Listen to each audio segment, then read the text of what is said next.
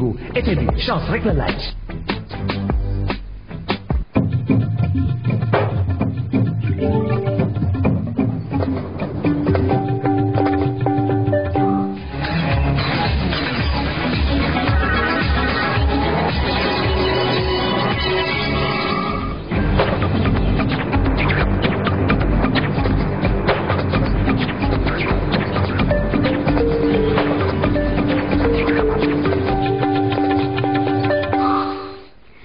Colloque international de l'université Gaston Berger à Saint-Louis, le chef de l'État appelle la jeunesse africaine à croire en leur continent pour préparer l'avenir.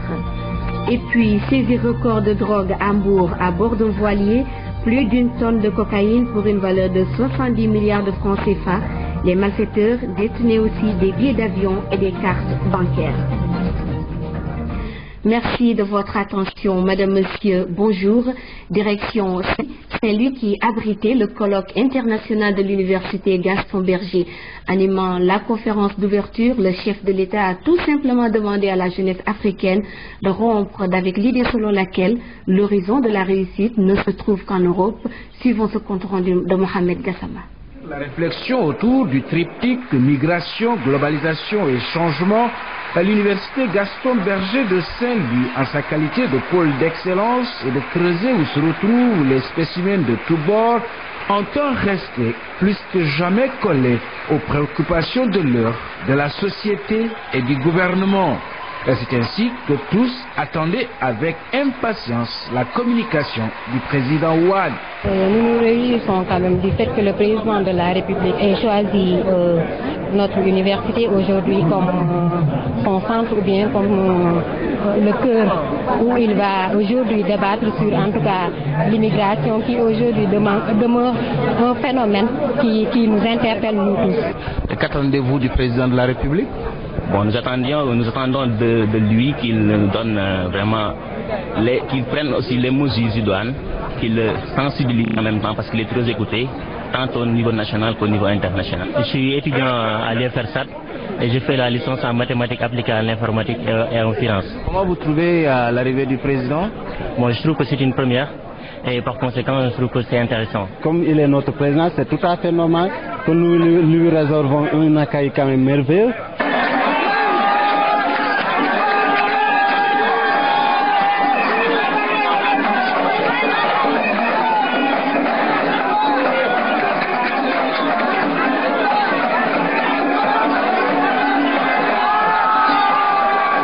Pour le président du comité d'organisation, parler des migrations dans un contexte de mondialisation marqué par l'interdépendance des États se justifie d'autant plus que Saint-Louis reste par excellence une terre de départ, d'arrivée et d'installation.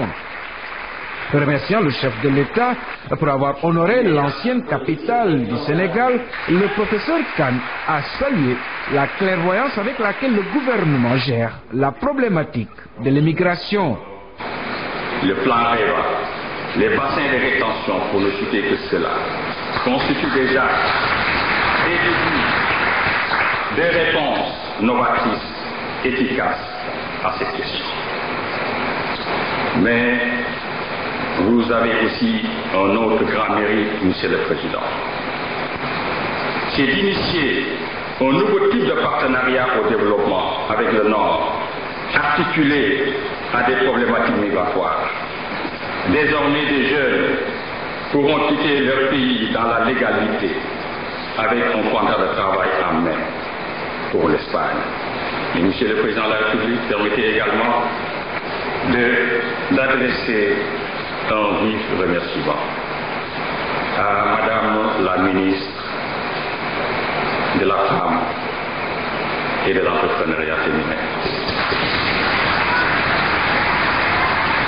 Émue et très émue parce que c'est une grande dame et je peux dire qu'elle a été l'intermédiaire entre nous et vous, Monsieur le Président de la République, afin que ce qui aujourd'hui honore tout le monde puisse se faire. Je vous remercie, ma sœur. Le recteur de l'université a lui aussi tenu à transmettre au chef de l'État la gratitude de l'ensemble de la communauté universitaire. Mary Teuw Niane a saisi l'opportunité pour lever un coin du voile sur les grands projets de son institution.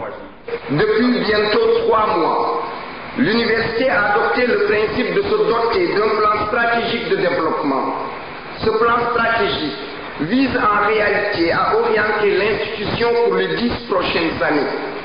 C'est un exercice institutionnel de planification qui recherche à promouvoir l'excellence dans l'enseignement, la recherche et la formation professionnelle. Plusieurs projets sont en cours d'élaboration en vue d'assurer la montée en puissance de l'université dans le respect de l'excellence qui la caractérise. Il s'agit à court et à moyen terme de promouvoir l'excellence, de renforcer les liens entre l'université, les milieux socio-économiques et l'environnement de l'université, d'élargir et de renforcer l'offre de formation par la diversification des filières en rapport avec les opportunités d'emploi, de faire passer les effectifs de l'université de 4 500 étudiants à 10 000 dans les années à venir, de faire du sport une composante essentielle au niveau pédagogique et du rayonnement de l'université, de développer la conscience et l'action citoyenne au niveau des étudiants. Venu le moment de présider l'ouverture du colloque, le chef de l'État a revêtu son manteau de professeur pour délivrer pendant au moins 2h30 un véritable cours magistral, un cours qui aura séduit plus d'un participant. Le président de la République a débuté notamment par se féliciter du fait que le temple du savoir que l'université Gaston Berger autorise l'éclosion des talents à travers l'institution d'un sanctuaire de pensée libre. Par la suite, Maître Abdoulaye Wade fera la genèse du phénomène en soulignant qu'il demeure vieux et qu'il concerne tous les pays et les continents. En clair, selon Maître Abdoulaye Wade, tout pays est à considérer à la fois comme émetteur et récepteur de migrants. Ce qui est nouveau cependant, ajoute-t-il, c'est la tournure dramatique que prend l'émigration, surtout du sud vers le nord. S'il n'était pas que de moi, il ne restait plus que l'émigration voulue, mais pas imposée. Quelqu'un part parce qu'il n'a pas de travail. Il part parce qu'il n'a pas de quoi nourrir sa famille. Il part parce qu'on lui a dit, vous venez en Espagne, vous venez en France, vous allez pouvoir gagner de l'argent et construire pour votre mère, pour votre père, une maison. Et nous voilà dans le domaine de la sociologie et de la psychologie, où une femme dit à son fils, qui moom doomam ma nga Espagne tabaxal na ko ko yow nga nekk fii dégg nga moom di traîner comme de notre temps on disait wala nga ñàkk jom demal xeex yi demal liggéey demal machin, c'est ça. Mais non, il ne faut plus que l'horizon du travail soit la France ou l'Espagne. Il faut rompre psychologiquement cette conception. Pour trouver du travail, il faut aller en Espagne. Pour trouver du travail, il faut aller en France. Il faut rompre cette vision psychologique qui est dangereuse et qui est fausse. Poursuivant dans le sens des solutions, le chef de l'État est revenu sur les actions phares menées par le gouvernement du Sénégal, entre autres l'accentuation de la lutte contre la pauvreté grâce à des initiatives telles que la WAD Formula, le plan REVA, l'affectation de plus de 40% du budget national au secteur de l'éducation et de la formation, la sortie de terre du plan Diahay et puis les accords de partenariat signés notamment avec l'Espagne et la France pour permettre surtout aux jeunes de migrer en toute tranquillité. Revenant à l'université Gaston Berger, le chef de l'État s'est dit si satisfait du bouillonnement culturel qu'il envisage de poser des solutions pas faciles, mais très complexes et très intéressantes. Il a fait une leçon magistrale, il faut le reconnaître. Qu'est-ce que vous retenez particulièrement? Mais surtout, le principe de Condorcet. Écoutez, on avait l'habitude d'avoir des amphis de rentrée solennelle.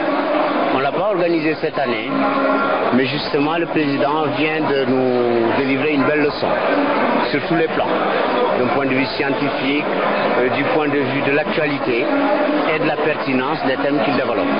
Et vous? Je m'appelle Daoud Diouf, je suis étudiant en troisième de français. Je suis très satisfait de la déclaration du président de la République parce que ça a été trop pertinent, quoi.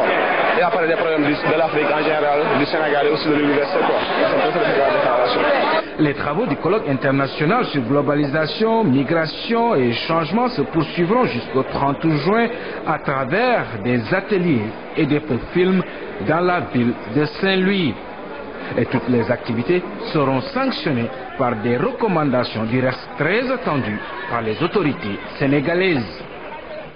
Mohamed Gassama, nous vous proposons un extrait de la communication du chef de l'État, Maître Abdoulaye Wade, qui aborde ici le rôle des intellectuels dans la défense des intérêts du continent africain, ainsi que certains de ses projets pour le Sénégal. Nous l'écoutons. Je vous demande de penser au projet Global Village, qui est un projet de décentralisation de 9 organisations des Nations Unies, jusqu'à présent logées à New York ou je ne sais où, qui vont être décentralisées au Sénégal, avec des fonctionnaires internationaux de 900 à 1100 ou 1200 qui vont vivre en permanence avec nous. Parce que les Nations Unies étaient trop concentrées. La Société des Nations était concentrée à Genève. Maintenant, les Nations Unies sont concentrées à New York. Il n'y a aucune raison. Il n'y a aucune raison. La planète est quand même grande. Et nous aussi, on a besoin de ces fonctionnaires qui viennent vivre avec nous, dépenser leur argent. Il ne faut pas exclure le calcul économique. Je disais récemment au G8, je disais à mes collègues, je dis, mais vraiment il y a trop de conférences, mais la plupart des conférences se déroulent chez vous. Mais il faut, quand ça intéresse l'Afrique, faites-les en Afrique.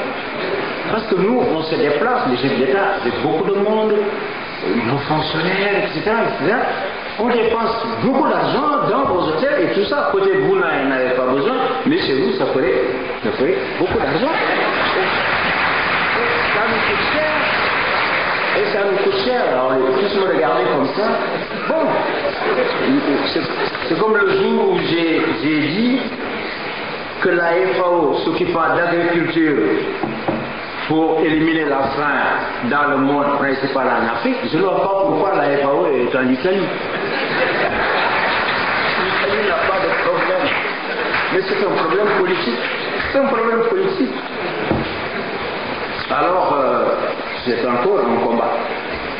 Pas politique celui-là, mais intellectuel, que je suis en train de mener avec mes amis du Nord. Leur faire comprendre que la raison aussi veut que la FAO soit en Afrique. De la même façon, j'ai eu l'idée saugrenue, entre guillemets, vous ne me le pardonnerez pas, d'avoir écrit en 1984 dans le monde qu'il fallait africaniser la Banque mondiale. Puisque la Banque mondiale, tout au moins dans sa partie africaine, je ne comprends pas rationnellement pourquoi elle est à Washington. Ça me dépasse. S'ils s'occupent de nous, ils se viennent avec nous.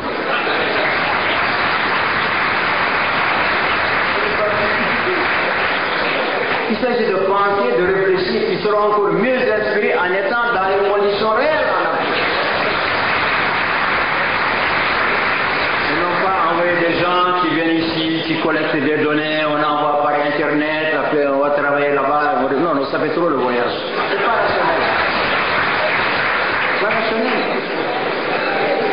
Alors, donc, bon, ils m'ont dit, oui, mais nous allons nommer des représentants plus jeunes. Et puis, parce que je mène cette bataille, vous n'êtes pas au courant, mais je me bats.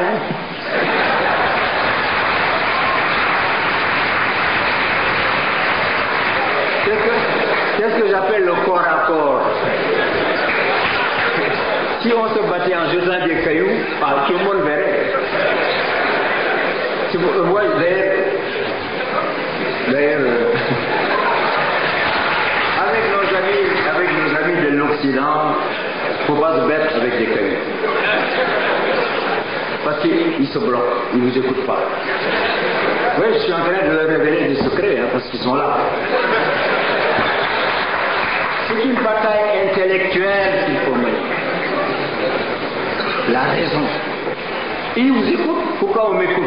Parce que je parle le même langage. Mais si j'étais resté là-bas en disant les impérialistes, et ceci, et cela, bon, ça ne marche pas, ça. Comme dirait l'autre, ça ne marche pas. Aujourd'hui, on a besoin justement de jeunes professeurs et étudiants formés à l'école, aux écoles modernes, avec de la pensée et des outils de la pensée, pour discuter, présenter, plaider la cause de l'Afrique. Et là, on s'écoute et ça change. Retour sur le centenaire du Palais de la République. La présidence organise à cet effet une exposition photographique retraçant l'histoire de l'édifice. Au regard des spécialistes, le palais centenaire reste un élément important de notre patrimoine. C'est un commentaire de Omar Diaw. Le Palais de la République symbolise 100 ans d'histoire, du temps des colonies à la naissance d'un Sénégal souverain, adossé à son passé et regardant l'avenir. Stoïque et digne, Saint-Louis, la vieille ville, cessait d'être la capitale de l'AOF au début du XXe siècle. Ce transfert a été fait en 1902. C'était sur décision du ministre français des colonies, de la France d'outre-mer. Saint-Louis s'est avéré comme trop petite pour abriter 2, voire 3 capitales. L'ouvrage reste un élément important de notre patrimoine matériel. Très tôt, il a été inclus dès les années 40, 1940, dans le patrimoine, en même temps que Gorée, que Saint-Louis.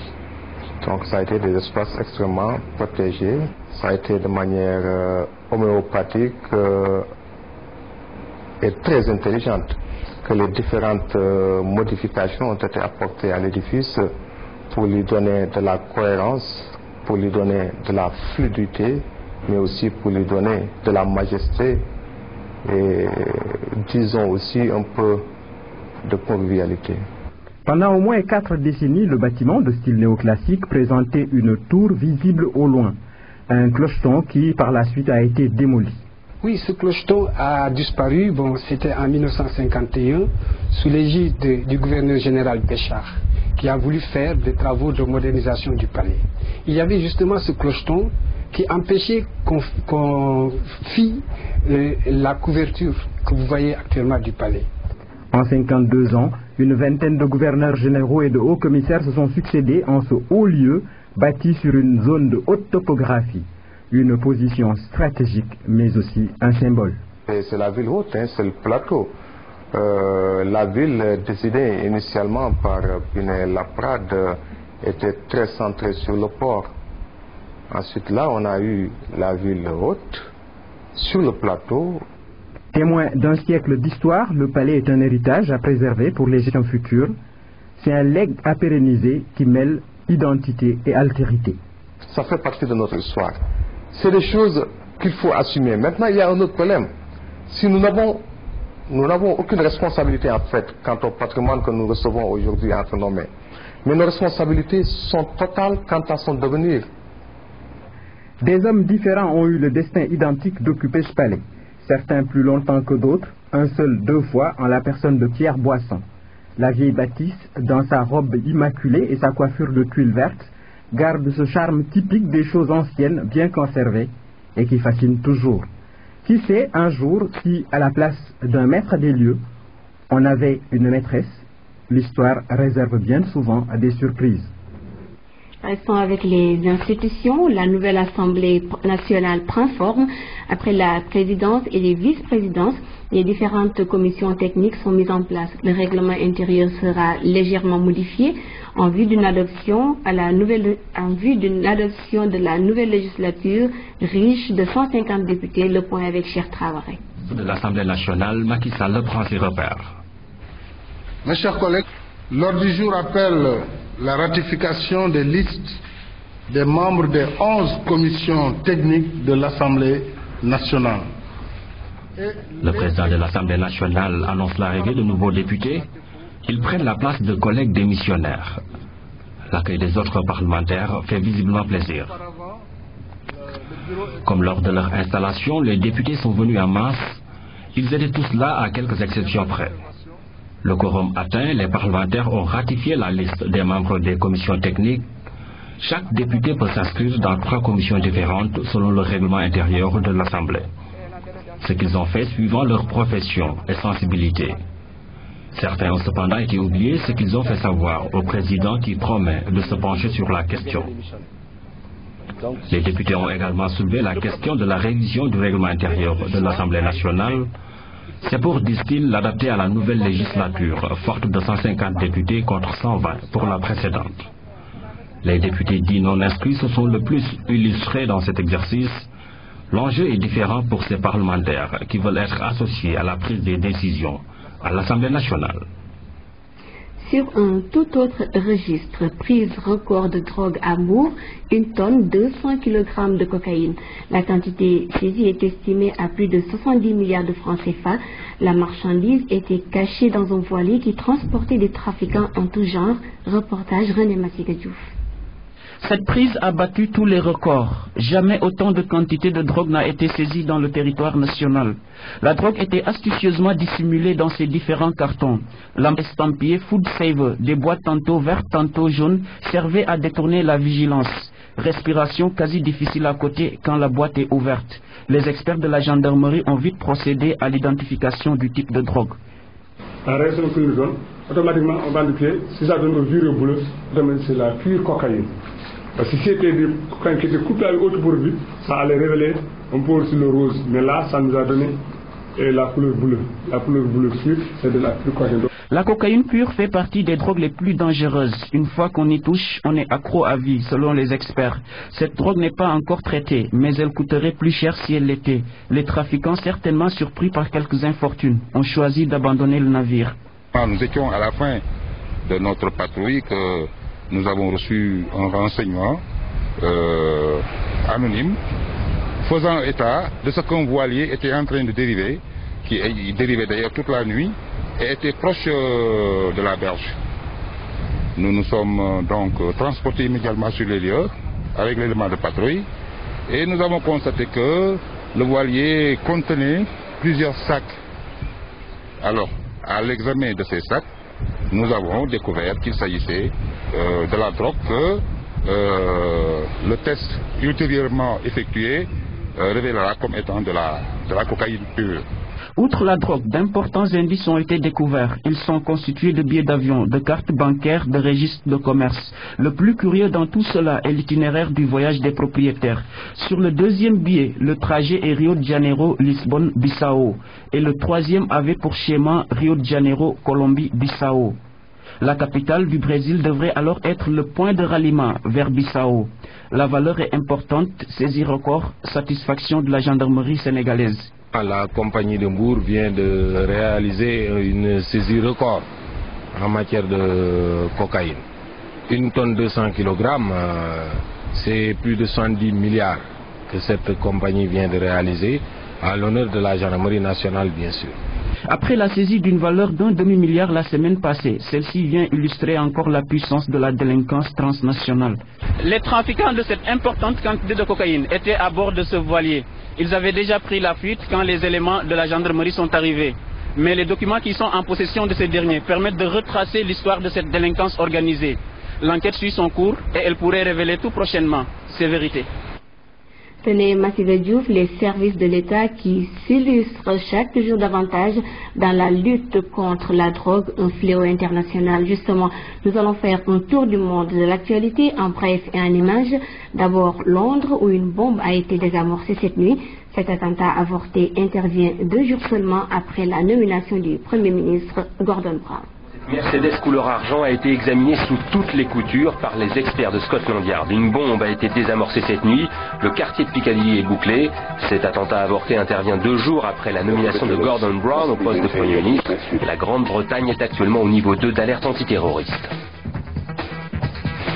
De retour ce vendredi à son hôtel de Pyongyang, Olli Heinonen est satisfait. Le directeur général adjoint de l'Agence internationale de l'énergie atomique a visité jeudi la centrale de Yongbyon. Il a pu tout contrôler, une première depuis 5 ans. Selon l'accord de Pékin signé en février dernier, le principal complexe nucléaire nord-coréen va fermer, marquant l'arrêt des ambitions atomiques du régime communiste. Hu Jintao est à Hong Kong. Jusqu'à dimanche, le président chinois célèbre le 10e anniversaire de la rétrocession de l'île par les Britanniques. Si Pékin a laissé prospérer une économie capitaliste, en revanche, le pouvoir en place est largement sous son contrôle.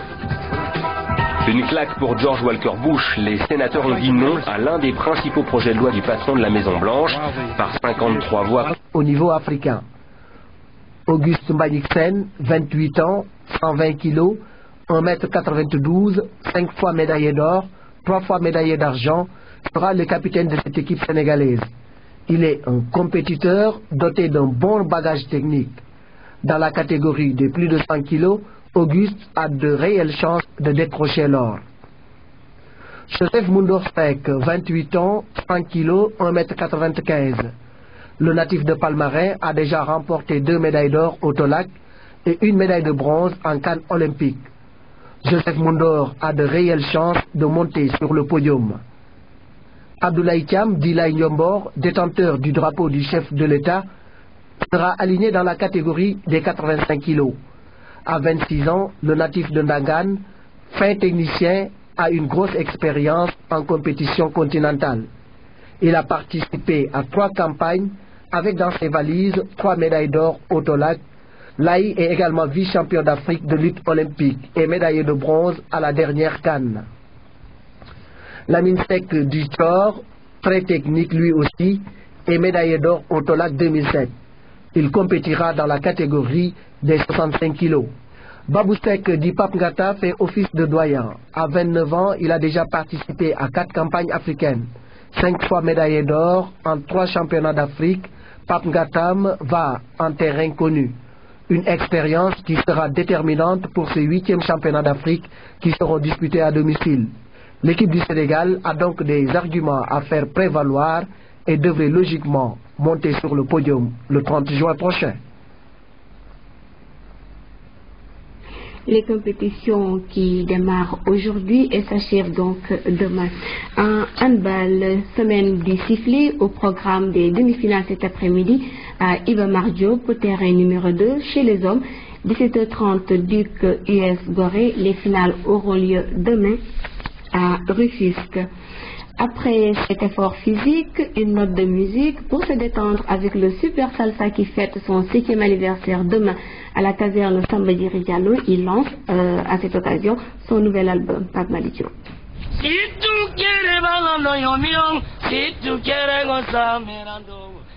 L'homme a fait les beaux jours de la musique salsa au Sénégal. Son expérience ne court pas les pistes, pardon, les rues. Mais moi j'ai commencé toujours la musique quand j'étais au lycée. Bon, après j'ai passé par l'UCAL de Sédhiou. Après l'UCAL c'est le Star Band. Après le Star Band c'est le Grand Babab de Dakar. Alors j'ai été chef d'orchestre du Babab de Dakar. Après le Babab c'est le LT. Après le LT de Dakar je suis venu au Fouquet. Après le Fouquet j'ai créé mon propre groupe, le Super Salsa de Alias Diallo.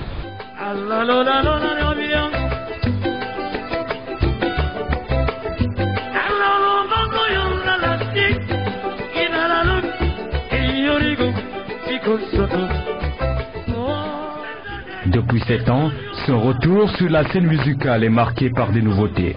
Cette fois-ci, un nouveau bébé. Le Covidar, bon, je l'ai chanté parce que d'abord c'est l'actualité au Sénégal. Bon, chacun critique, chacun dit ce qu'il veut. Bon, comme je l'ai chanté, trop de paroles. On doit se mettre à travailler. Bon, ce pays-là, ce sont les Sénégalais qui doivent le construire. Le Japon a été construit par les Japonais, l'Amérique par les Américains. Ces thèmes sont d'actualité et sa musique est marquée par une originalité. Moi, je suis de la salsa Djalgati. Il y a d'autres qui se disent que salsa Mbala, mais alias la salsa Djalgati, c'est ma musique, c'est moi qui l'ai créée. Elle n'est pas vraiment salsa parce que alias, bon, c'est un pôle de naissance, mais il est mandingue d'adoption. Moi, je parle que la langue mandingue. Ce que Salif Keita peut faire, Mori Kanté peut faire, c'est ma musique. L'homme sait bien esquisser les pas. Je ne me jette pas les fleurs, mais je suis un grand danseur. Parce que d'abord, comme je le dis, le métier, quand on l'exerce, il faut l'aimer d'abord. Moi d'abord, je joue pour moi, après les autres. Même en soirée, je danse toute ma musique d'abord.